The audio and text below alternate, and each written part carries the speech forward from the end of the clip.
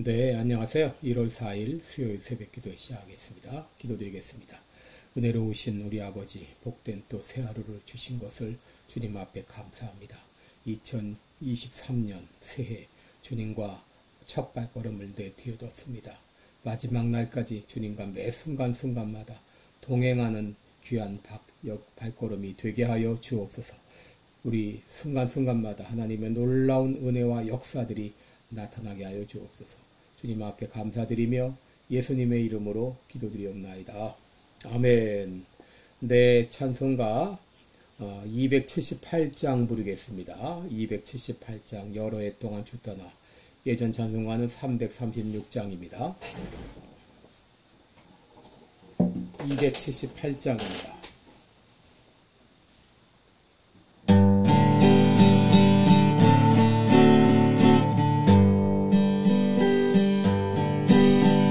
여러 해 동안 주 떠나 세상 열나의 즐기고 저 흉악한 죄에 빠져서 은혜를 잊었네. 오 사랑의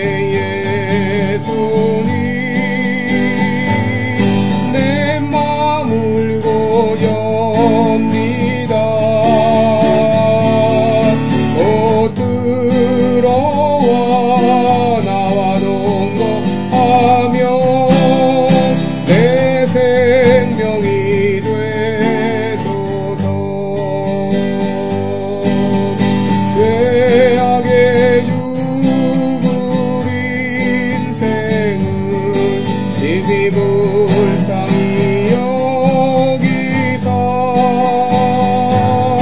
저 하늘의 영광 버리고 이 세상에 오셨네.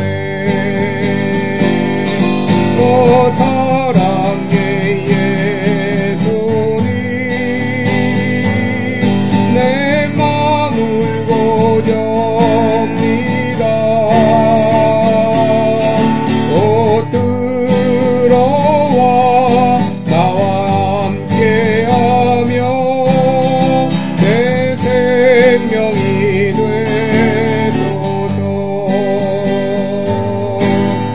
공포를 입은 구주는 그의 온전한 쓰시고 저 십자가 높이 달리사 그 아픔을 참았네. 오 사랑의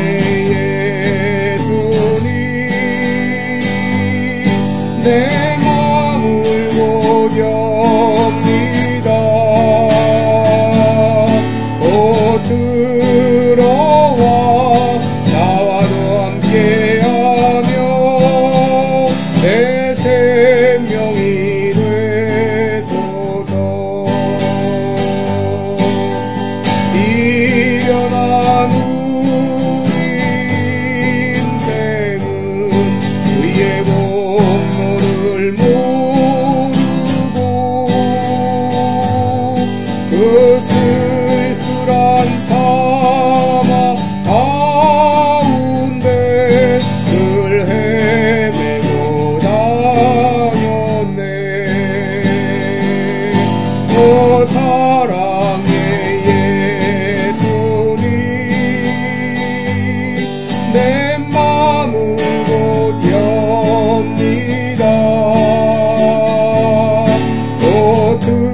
들어와 나와 함께하며 내 생명이 되소서.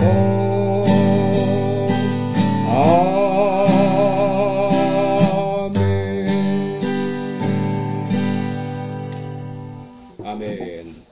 네, 우리 오늘은 고린도후서 7장 2절부터 보겠습니다. 7장 2절부터 11절까지 제가 읽어드리겠습니다. 고린도후서 7장 2절로 11절입니다. 마음으로 우리를 영접하라. 우리가 아무에게도 불의를 하지 않고 아무에게도 해롭게 하지 않고 아무에게도 속여 빼앗은 일이 없노라. 내가 정죄하려고 이 말을 하는 것이 아니라 이전에 말하였거니와 너희로 우리 마음에 있어 함께 죽고 함께 살게 하고자 함이라. 내가 너희를 향하여 하는 말이 담대한 것도 많고 너희를 위하여 자랑하는 것도 많으니 내가 우리의 모든 환난 가운데서도 위로가 가득하고 기쁨이 넘친도다. 우리가 마게도냐에 이르렀을 때에 우리 육체가 편치 못하고 사방으로 환난을 당하여 밖으로는 다툼이여 안으로는 두려움이라. 그러나 빛에 난 자들을 위로하시는 하나님이 디도의 옴으로 우리를 위로하셨으니 저의 온 것뿐 아니라 오직 저가 너희에게 받은 그 위로로 위로하고 너희의 사모함과 애통함과 나를 위하여 열심 있는 것을 우리에게 고함으로 나로 더욱 기쁘게 하였느니라. 그러므로 내가 편지로 너희를 근심하게 한 것을 후회하였으나 지금은 후회하지 아니함은 그 편지가 너희로 잠시만 근심하게 한 줄 알미라. 내가 지금 기뻐함은 너희로 근심하게 한 까닭이 아니요 도리어 너희가 근심함으로 회개하게 이른 까닭이라. 너희가 하나님의 뜻대로 근심하게 된 것은 우리에게서 아무 해도 받지 않게 하려 함이라. 하나님의 뜻대로 하는 근심은 후회할 것이 없는 구원에 이르게 하는 회개를 이루는 것이요 세상 근심은 사망을 이루는 것이니라. 보라, 하나님의 뜻대로 하게 한 이 근심이 얼마나 너희로 얼마나 간절하게 하며 얼마나 변명하게 하며 얼마나 분하게 하며 얼마나 두렵게 하며 얼마나 사모하게 하며 얼마나 열심 있게 하며 얼마나 벌하게 하였는가. 너희가 이 일에 대하여 1절 너희 자신의 깨끗함을 나타내었느니라. 아멘. 네, 우리 오늘은 세상 근심, 하나님의 뜻대로 하는 근심, 이런 제목으로 함께 말씀을 나누도록 하겠습니다. 여러분, 사람의 기질은 몇 가지로 분류할 수 있죠. 우울질, 점액질, 담즙질, 그리고 다혈질, 이렇게 구분할 수 있는데 우울질과 다혈질은 다소 감정적입니다. 그리고 변화에 민감합니다. 반면 점액질과 담즙질은 잘 참고 인내하는 반면에 변화에 둔감한 기질이죠. 여러분, 성경 인물을 볼 때 모세나 또 엘리야, 베드로 등은 다혈질 혹은 우울질의 기질을 가진 자들이었습니다. 여러분, 바울 역시 마찬가지입니다. 바울도 다혈질 혹은 우울질의 소유자라고 볼 수 있는데 그러기에 그는 직언을 서슴지 않고 자신의 모습을 솔직하게 드러냈습니다. 선교여행 중에 마가, 요한이 대열을 이탈하자 다음 선교여행 때는 그를 배제했습니다. 그리고 베드로가 외식된 행동을 할 때에 선배 사도임에도 불구하고 잘못을 단호히 지적했습니다. 이 또한 고린도 교회가 잘못된 길로 들어섰을 때 그들의 잘못을 신랄하게 책망했습니다. 여러분, 바울이 고린도 교회를 책망한 이유가 무엇이죠?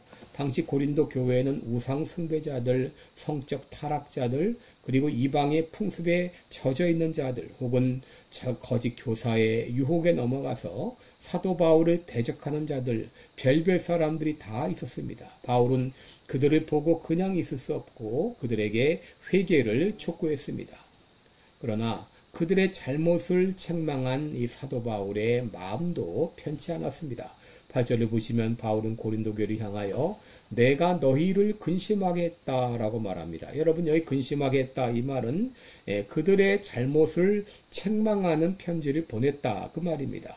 사도 바울은 이렇게 그들의 잘못을 신랄하게 책망하면서도 한편 혹 그들이 책망을 받지 않을까 하는 근심의 마음도 있었습니다. 자식이 잘못된 길로 갈 때 부모는 자식을 책망하고 징계합니다. 그러나 막상 징계하고 나면 마음이 편치 않습니다. 여러분, 바울의 마음도 이와 같았습니다. 5절에 보면 우리 육체가 편치 못하고 사방으로 환난을 당하여 밖으로는 다툼이요 안으로는 두려움이라 라고 말했습니다. 여러분, 당시 사도 바울은 육신적으로 많은 고통을 당하고 있었습니다. 그런데 그에게 더 큰 고통은 바로 정신적인 고통이었습니다. 그것은 그가 개척하고 양육했던 고린도 교회에서 끊임없이 문제가 발생했기 때문이고 그들이 죄에 빠졌기 때문이었습니다. 이로 인하여 그들에게 책망하는 편지를 보냈지만 그러면서도 혹 이것 때문에 그들이 마음의 상처를 받지 않을까 노심초사하면서 그 결과를 기다리고 있었던 것입니다. 그런데 이 디도를 통해서 기쁜 소식이 들려졌습니다. 6절에 보시면 여기 그러나라는 말이 나오죠. 이 그러나라는 말은 알이라는 말인데 이것은 앞의 내용을 완전히 뒤집어 엎는 말입니다. 바로 근심 가운데 있었던 사도 바울에게 위로와 희망의 메시지가 전해진 것인데 그것은 바로 기도를 통해서 들은 소식은 고린도 교회 안에 회개 운동이 일어났다고 하는 것이죠. 7절에 보시면 저의 온 것뿐 아니라 오직 저가 너희에게 받은 그 위로로 위로하고 너희의 사모함과 애통함과 나를 위하여 열심히 있는 것을 우리에게 고함으로 나를 더욱 기쁘게 하였다라고 말합니다. 육신적인 고통과 정신적 고통으로 시달리고 있던 사도 바울에게 기도를 통하여 고린도 교회의 회개운동, 이 각성운동이 일어났다는 소식을 듣고 새로운 기쁨을 얻게 된 것이죠. 여러분 사실 사역자들의 기쁨은 다른 데 있지 않습니다. 신자들이 어려운 시험 가운데 있을 때에 믿음으로 승리했을 때 여러분 그것처럼 기쁜 소식이 없습니다. 요한 3서 4절을 보면 사도 요한은 내 자녀들이 진리 안에서 행한다 함을 듣는 것보다 더 즐거움이 없도다 라고 말했습니다. 여러분 이 아브라함이 시험을 통과했을 때에 욥이 시험을 통과했을 때 하나님께서 얼마나 기뻐하셨을까요? 여러분 이것이 하나님의 기쁨이요 목회자의 기쁨이기도 합니다. 여러분 목회자 바울의 마음도 이와 다르지 않았습니다. 그들의 잘못을 지적하여 회개를 촉구하는 편지를 보냈는데 과연 그 편지를 받고 고린도 교인들이 어떤 반응을 보일 것인가? 이 권면을 잘 받아들일 것인가? 아니면 이것 때문에 더 큰 시험에 빠지는 것은 아닌가? 조마조마한 마음이 있었을 것입니다. 그런데 고린도 교회가 사도 바울의 권면을 잘 받아들이고 승리했다는 소식을 디도를 통해서 들었을 때 바울의 마음은 너무도 기뻤던 것이죠. 8절에서 사도 바울은 말합니다. 그러므로 내가 편지로 너희를 근심하게 한 것을 후회하였으나 지금은 후회하지 아니함은 그 편지가 너희로 잠시만 근심하게 한 줄을 알미라. 9절에서는 근심하지 않을 뿐 아니라 오히려 기뻐한다라고 말합니다. 왜냐하면 고린도 교회가 바울의 편지를 받고 회개에 이르게 되었기 때문이죠. 바울은 여기서 두 가지 종류의 근심을 소개하고 있습니다. 하나는 세상 근심이요. 다른 하나는 하나님의 뜻대로 하는 근심입니다. 여러분 세상 근심은 무엇을 먹을까, 무엇을 마실까, 무엇을 입을까 하는 염려입니다. 아무것도 염려하지 말라 혹은 내일 일을 염려하지 말라 하는 하나님의 말씀은 모두 세상 근심을 하지 말라 그런 말입니다. 여러분 우리에게 세상 근심 걱정이 찾아올 때는 그 근심 걱정을 하나님께 맡기고 기도해야 될 것입니다. 그런데 이 사도 바울은 또 다른 종류의 근심을 소개하고 있죠. 그것은 바로 하나님의 뜻대로 하는 근심입니다. 10절에 보시면 하나님의 뜻대로 하는 근심은 후회할 것이 없는 구원을 이루게 하는 회개를 이루는 것이다 그랬습니다. 세상 근심은 사망을 이루지만 하나님의 뜻대로 하는 근심은 후회할 것이 없는 구원을 이루게 하는 회개를 이룬다라고 말합니다. 여러분 하나님의 뜻대로 하는 근심은 구원을 이루는 회개를 가져옵니다. 여러분 우리들은 베드로의 근심을 알고 있죠. 그는 예수님을 모른다고 3번이나 부인했지만 그러나 그 후에 자신의 죄를 통곡하면서 회개했습니다. 여러분 이것은 하나님의 뜻대로 하는 근심입니다. 다윗 역시 죄를 지은 다음에 죄를 슬퍼했습니다. 그 슬픔 역시 하나님의 뜻대로 했던 근심이었습니다.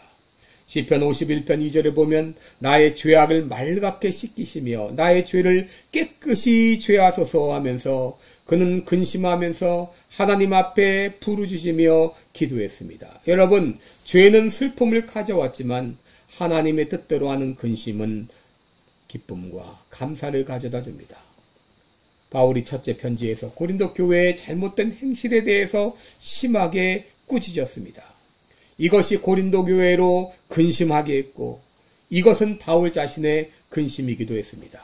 그런데 디도를 통해서 바울이 꾸짖었던 그 근심이 오히려 영적 유익을 가져왔다는 그 소식을 들었을 때 사도 바울은 더 이상 후회하지 않게 되었다라고 말하고 있습니다. 11절을 보시면 보라 하나님의 뜻대로 한 이 근심이 너희로 얼마나 간절하게 하며 얼마나 변명하게 하며 얼마나 분하게 하며 얼마나 두렵게 하며 얼마나 사모하게 하며 얼마나 열심 있게 하며 얼마나 벌하게 하였는지 너희가 이 일에 대하여 일절 자신의 깨끗함을 나타내었느니라 라고 말합니다. 여러분 11절 처음에 나오는 보라 이 말은 바로 하나의 환호입니다. 보라 기뻐서 하는 환호입니다. 그리고 그 앞에 붙은 얼마나 라는 이 부사는 바울의 기쁨을 잘 보여주고 있죠. 바울의 근심이 변하여 위로와 기쁨이 되었고 바울의 사랑의 마음이 고린도 교회의 마음을 움직여 회개를 가져온 것이죠. 여러분 오늘 본문에서 우리는 두 가지 교훈을 얻을 수 있는데 첫째, 다른 사람들이 잘못했을 때 이 권면은 때론 책망은 반드시 필요하다고 하는 것입니다. 잘못을 알면서도 그냥 혹 상처가 될까 하면서 두려워서 권면하지 않고 책망하지 않는다면 그래서는 안 되죠. 잠언 16장 7절에 사람의 행위가 여호와를 기쁘시게 하면 그 사람의 원수라도 그로 더불어 화목하게 하시느니라 라고 했습니다. 하나님을 기쁘시게 하는 마음으로 우리는 다른 사람들의 잘못을 책망할 수 있어야 됩니다. 그런데 둘째로 할 말을 하되 태도가 중요하다고 하는 것이죠. 태도가 중요하다. 찰스 스윈돌 목사는 이런 말을 했습니다. 나이가 들어갈수록 태도의 중요성을 깨닫는다.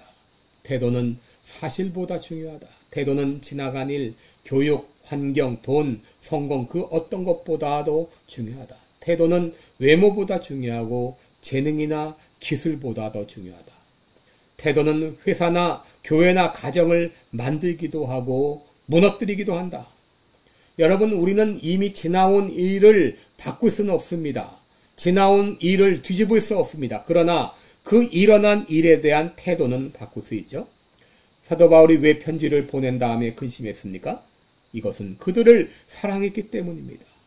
비록 옳은 말은 했지만 혹시 자신의 한 말로 그들이 상처를 입지 않을까 이런 노심초사하는 마음으로 그들에게 권면하고 책망을 했습니다. 이 사랑의 마음이 고린도 교회 성도들의 마음을 녹인 것이죠. 바로 이 마음이 하나님의 마음이요. 이 마음이 그리스도의 마음입니다. 바로 그 바울의 그 마음이 바로 고린도 교회의 변화를 가져온 것이죠. 여러분 그리스도인들은 세상 근심은 빨리 멈춰야 됩니다. 모든 것이 하나님의 주권 가운데 있고 하나님께서 나의 삶을 주관하신다는 것을 믿을 때 우리는 세상 염려를 그칠 수 있습니다. 그러나 하나님의 뜻대로 하는 근심은 반드시 필요합니다. 우리는 죄에 빠진 이들이 죄에서 헤어나오기를 위해서 근심하고 기도해야 됩니다. 초신자들이 믿음을 갖고 병약자들이 건강을 회복하도록 근심하며 기도해야 됩니다. 여러분 하나님의 뜻대로 하는 근심하는 자들이 더 많아질 때 교회는 든든히 서가게 될 것입니다. 기도하겠습니다. 은혜로우신 우리 아버지, 우리가 세상 근심은 속히 멈추게 하시고 우리가 하나님의 뜻대로 근심하는 자들이 되게 하여 주옵소서. 진정 영적인 것을 위해서 하늘나라의 일을 위해서 또 믿음이 연약한 자들, 병약한 자들을 위해서 그들이 낫기를 노심초사하며 근심하는 우리들 되게 하여 주옵소서. 감사드리며 예수님의 이름으로 기도드리옵나이다. 아멘. 네, 여러분 오늘도 복된 하루 되시기 바랍니다. 고맙습니다.